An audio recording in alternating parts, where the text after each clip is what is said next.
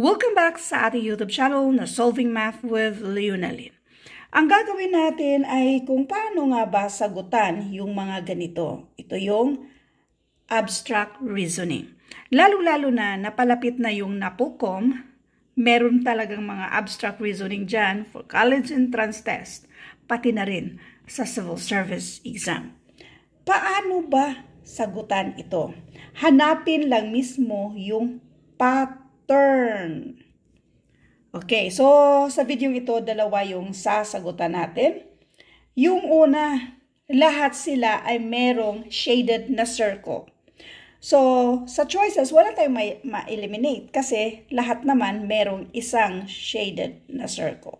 So, doon tayo sa mga figures. Ano pa bang ibang mga figures pala? Yung circle, yung mga circle, dalawa yung circle at yung mga square. Yung mga square natin, tatlo, yung circle, dalawa. So, tatlo yung square, yung circle, dalawa. By the way, meron ding tatlong triangle dito. So, therefore, yung square at triangle, tig-tatlo, tatlo. Yung square at yung triangle ay tig-tatlo, tatlo. Tingnan natin. Tatlo yung square, yung triangle, tatlo. Tatlo yung square, triangle, tatlo. Tatlo, tatlo.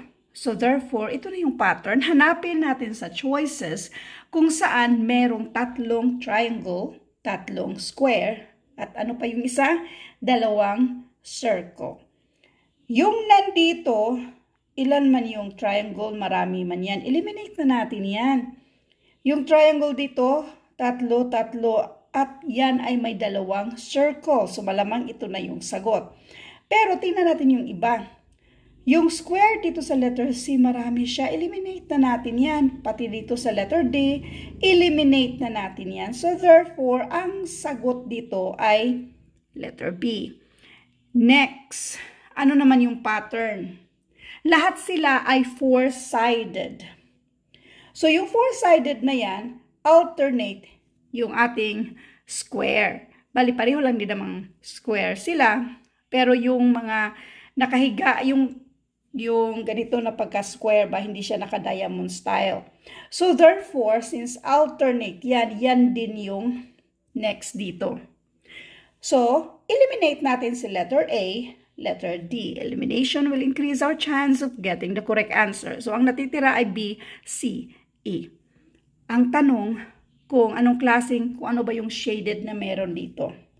So, doon tayo mag-focus sa mga pagka-shade niya. Ito ay unshaded, gray, tapos masyadong dark or black. Ngayon, unshaded yung nandito. So, therefore, dapat ito ay gray. Kasi ito yung magkasunod. So, ang sagot dito, letter C. Thank you for watching and all I hope na meron kayong natutunan sa videong ito. Thank you and God bless.